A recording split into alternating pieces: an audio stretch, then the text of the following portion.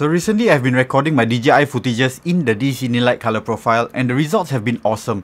Now I know it can get a bit daunting to do all this coloring of your footages, but it's alright, I'm here. Let this tutorial be your basics guide into how you do your color correction and then color grading to get that cinematic look that you're going for.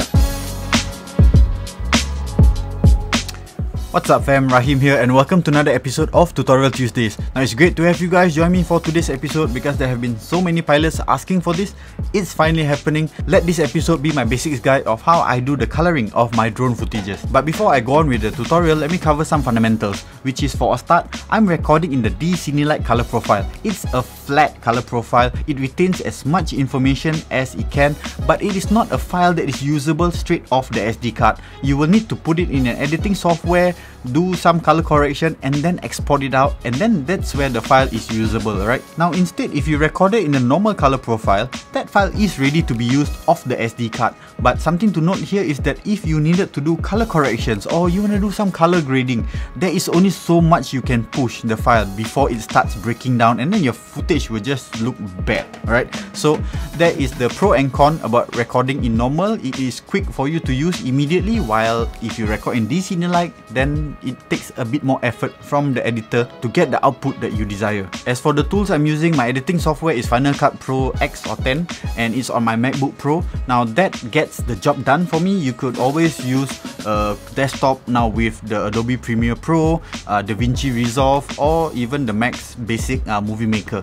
But there are limitations here and there. Now it's up for you to explore depending on what program you have on your desktop. Now with these flat color profiles of D-Cinelike, D-Log, you could get away with just buying presets and just pasting them on, right? But you will still need to understand the fundamentals of coloring to fully maximize your presets. And I do hope that this tutorial will make it easier for you to get started and get the footage that you desire. When I'm doing coloring to the footage, there's going to be at least 3 passes and minimum 2. The first pass is going to be color correction, which will include adjusting your white balance, bringing up the saturation of the colors, and also adjusting the exposure of the image. Now for the color correction, it's for the individual clips. It's to get you from that flat color profile up to the Rec 709 color space. And when I have all those color corrected footages in my timeline, I'll do a second pass. Now that second pass is color grading. Now the purpose of color grading is to give you a specific look to your footage. You could do just fine with your color corrected footage, but if you want that additional look, that cinematic look,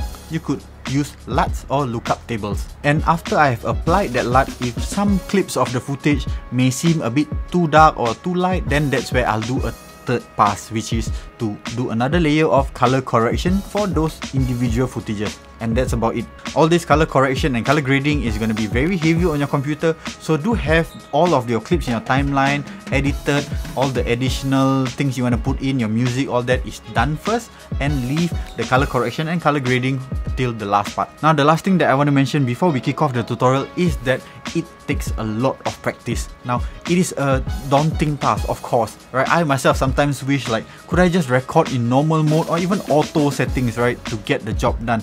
But that is where I will hate myself later on, because bringing the footage back, I may have wrong color casts on my footage, which is like wrong white balance, or maybe saturation is too much, or maybe the day is just too blue or too orange. Now that is something I can't really correct because those colors are baked into the footage. Like I said just now, normal mode, the footage is ready. That means you can do adjustments, but there's only so much you can push before it starts breaking down the footage, right? The colors are going to be very bad. The overall footage is going to be very bad. So it's going to take practice. It's going to be worth your time to take that D-Cinelike color profile and then learn how to work with it, learn how to do your color corrections and color grading.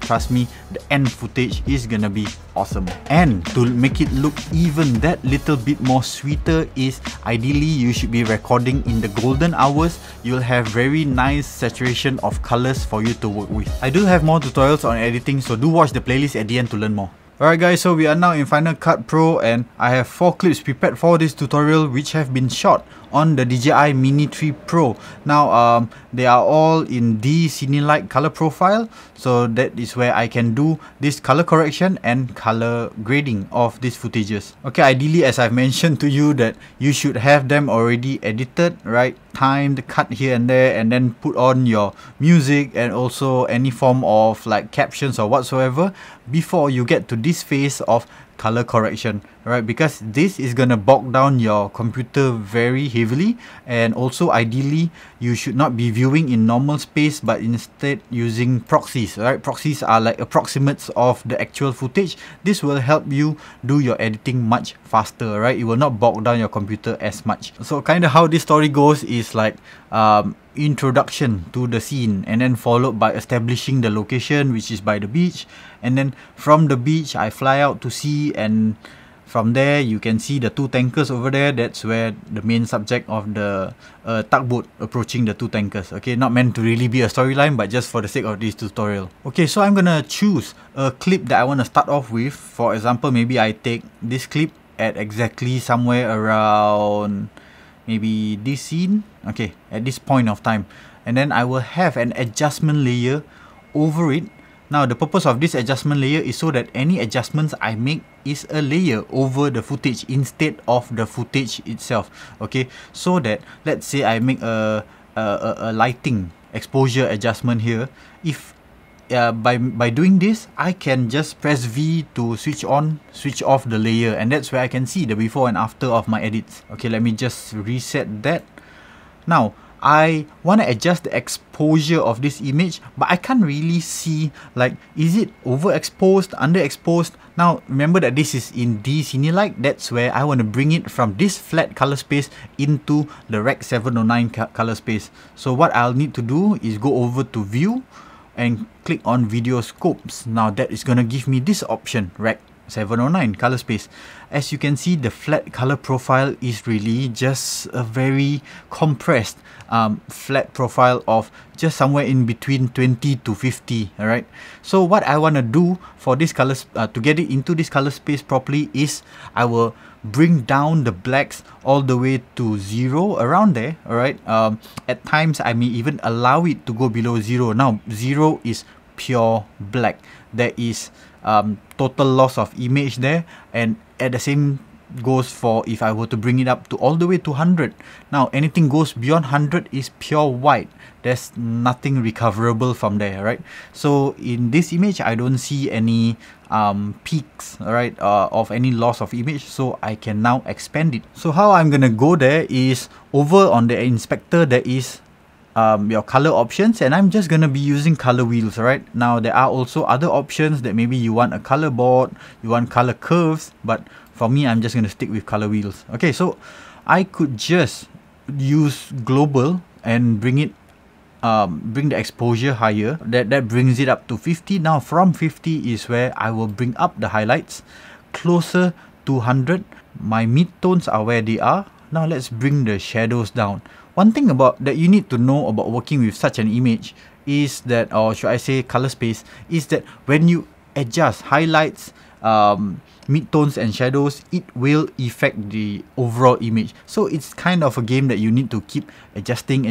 And anyways, also let me just navigate you one more thing, is that you already know from top to bottom, left to right also corresponds to the image. So we have here the darker areas, we have the midtones over on this side, and all the way out to sea. So as I'm using the Rec 709 scope, I can see that I want my dark areas to be in the correct place.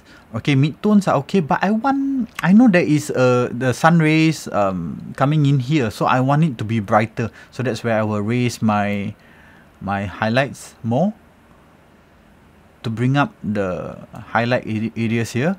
Now some of them are peaking above 100. As I mentioned, is total loss of the image, but it's okay, I can afford that. Midtones are where they need to be. Do my eyes say that it's okay? Kind of okay, alright, in the correct space. But now I am not too sure whether the image is in the correct white balance. Now I will get the additional help of tools in the form of I will go here. First I need to expand my view. Right now I can have three types of scopes. The red, green, blue overlay, but I don't really use this, but I'm more concerned for I need the vector scope. So let me just guide you about the vector scope. It shows you the colors, and generally center is a perfect combination of all red, green and blue. Right now I need to know my image, what color tone is it leaning towards, and since I can see that it is off center, which is leaning towards the green, okay, that tells me this image has more of a green hue. Now if I want to really see the image properly, right, here's a trick. You can increase your saturation, right, to the point that it's superbly over saturated, just so that it will show up on the vector scope. The thing about the vector scope is that when the image is desaturated, it's like just really a small dot, and it expands equally to the amount of saturation that you give it. Okay, the more saturation, the bigger it will show up on the scope, and it will lean towards the outer areas of the scope itself. Okay, so now I have my image. It's looking bad. It's looking really too saturated, but I can already see that, oh, okay, it's on the green side. Let me shift the colors more towards the orange and red. Okay, maybe, or maybe not lah. Maybe I'll just balance it out first. Okay, so let's bring it towards the center.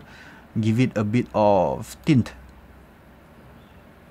Okay, somewhere here. Maybe I lean it more towards yellow first, and then I give it some tint. Somewhere there looks centered, alright, and obviously it's too saturated. I bring it down to the colors that are just nice.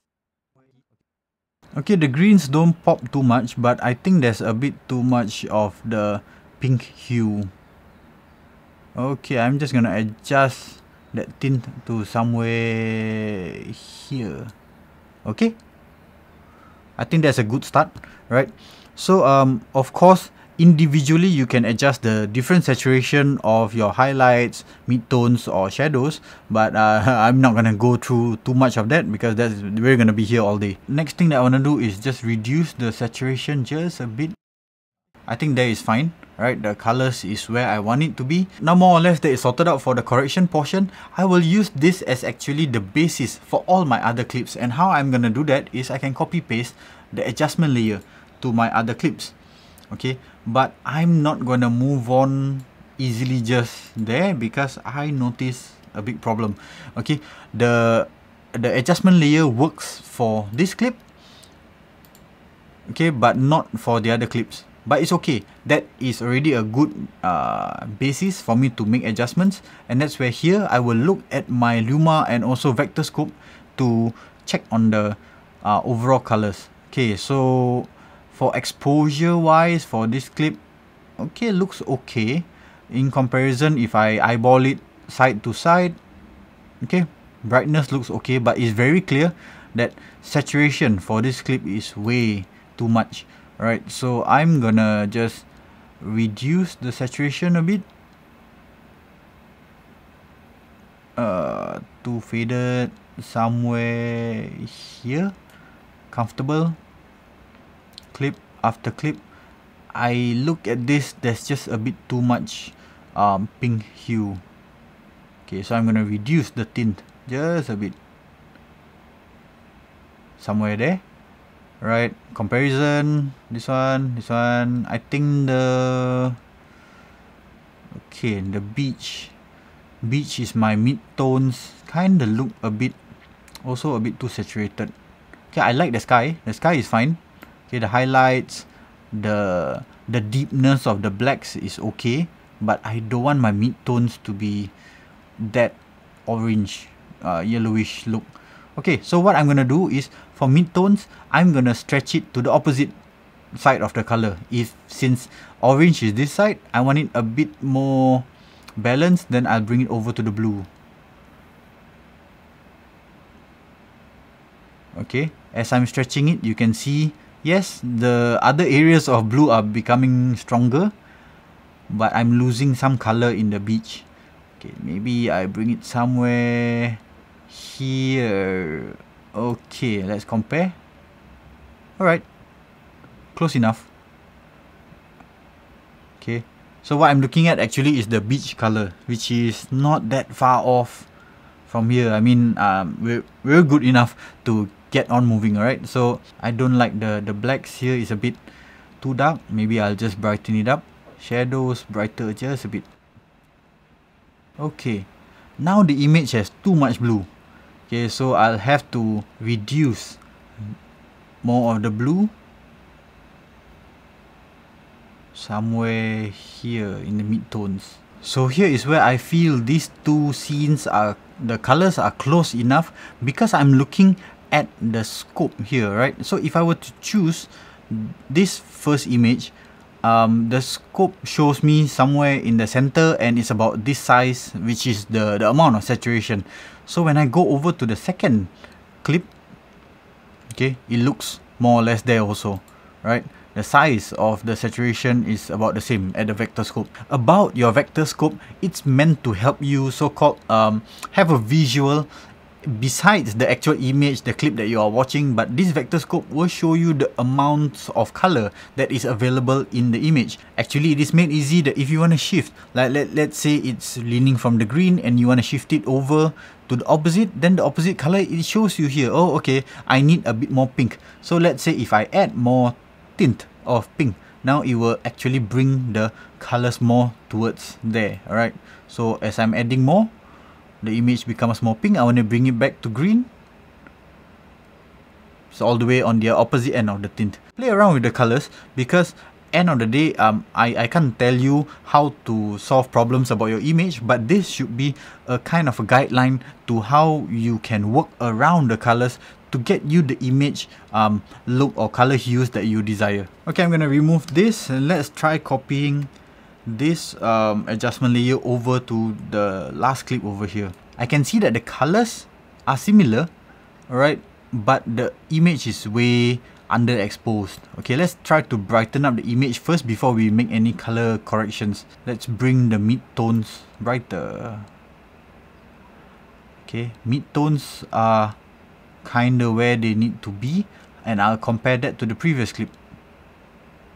Okay, so as I'm looking at the scope, we're at the mid-tones are at the 50 mark, and so I want to follow here. The mid-tones should be around the 50 mark. Eyeballing it for looking at the clip itself, close enough, right? But now I have too much blacks in my image, so I wanna bring up the shadows, and as it's going above 0,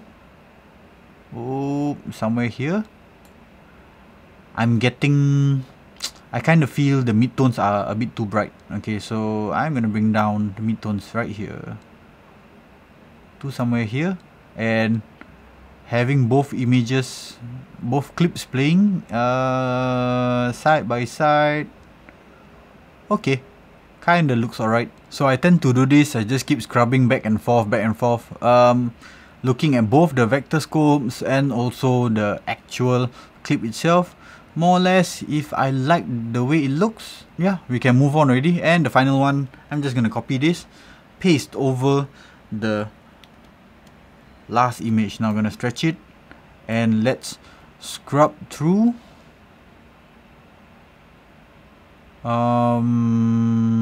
Okay, that I do not like what I see. Now the clip is super overexposed here, so I'm gonna have to readjust and bring down the overall exposure of the clip. Let's try to recover some of the highlights. You see that? No matter where I'm bringing the highlights on the Luma, I can see that there is clipping. Okay, this portion here, which is in the middle of the screen, is the sunset itself. It has become clipped. It was overexposed when it was recorded, and there is no recovery from there. But I'll have to accept it, and instead of making it an issue, just have it as close to 100 since it's already clipped. Okay, or even on 100 itself. Now I bring the mid-tones a bit brighter because the mid-tones look really dark here. Okay, and I have these areas here which are total black, so I will need to recover them and bring them up above 0. Okay, mid-tones too high now. Alright, I'm eyeballing it right now at this current moment, seeing that the image is looking just where I need it to be, not too dark. Okay, the darkness is really too black here, but it's okay because I want the final part of this clip to be facing forward, which is at this point. Okay, I feel that the pink hue is a bit too strong here, and it is reflected. You can see it on the vector scope itself. It's really too much leaning towards the pink. Okay, so I'm gonna just reduce that. I can choose between reducing the overall tint, or actually I can, let's just reduce the tint a bit somewhere here. Oh, I think that does the job. Okay, so scrubbing through the clips, they are good enough at this stage, right? I know they are not exact, you can see that, but I'm not going to go down to the exact pixel color because normally for me when I'm doing color correction, I am doing it on a bigger screen and I can see more details. This is just for this tutorial, we need to get going, alright? So I will just take it as we are done at this phase. Now I will move on to the next phase, which is phase 2 is gonna be the color grading. Alright, so for color grading, I have I want all my images to have a specific look, and that's where I'm gonna use a LUT, right, a lookup table. First is I will drop in another adjustment layer, empty layer here, right? So with that, I will put in my plugin by Motion VFX. Okay. Now this is just a plugin. If I'm not wrong, the plugin is free. You can buy their LUTs, or for myself, I use LUTs that are from Ryan Engel. Okay, I'll put a link in the description. You can check out his YouTube. Some of the LUTs that he does give away, but some is you have to purchase. So his LUTs usually come in 2 versions. You could use, like for example, I take fall. Okay, I have the something for normal footage, or if you are using the flat color profiles, then you can choose something with .log. Okay, I'm going to show you 2 examples. One is this teal and pink look for this specific image, right? I do like the look of it, but it's kind of punchy, and everything that is leaning towards even slightly pink, it will really enhance it, right?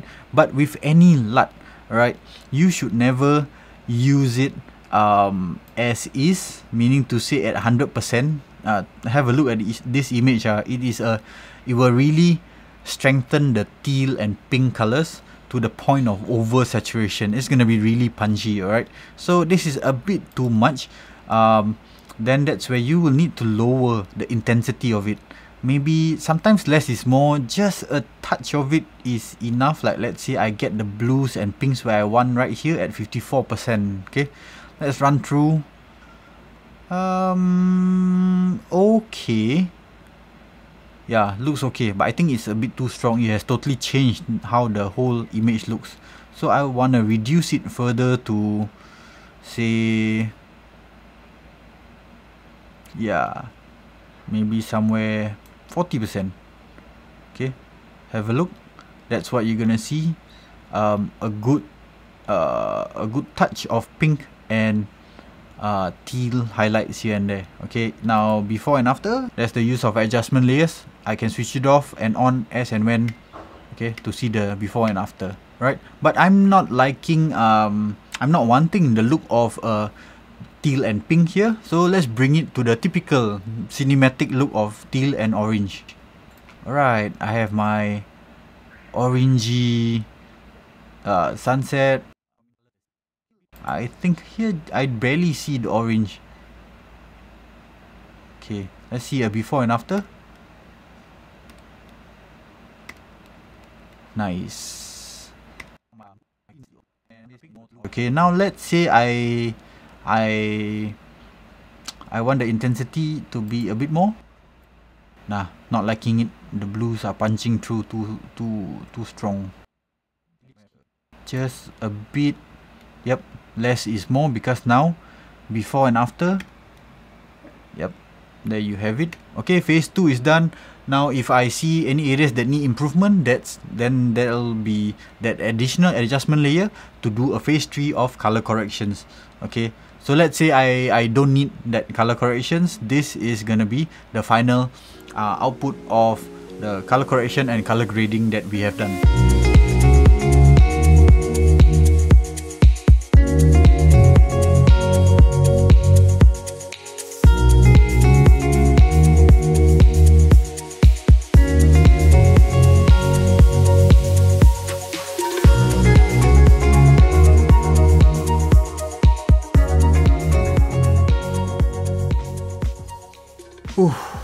Okay, that was a super long tutorial. I didn't expect it to be that long, but of course, I think what stretched it was at the start, I really needed you to understand the fundamentals about coloring.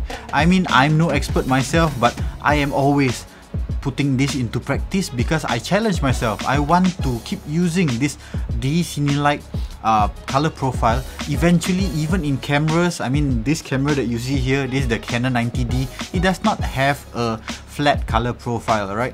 Ideally, I like to work with log color profiles or even raw footages, but I guess this is stages, right? I don't want to go so big even when I haven't mastered the D-Cinelike or D-Log kind of profiles, right? I hope that by sharing with you what I know can also inspire you to get going. Besides always taking in the normal color profile, now go and try D-Cinelike.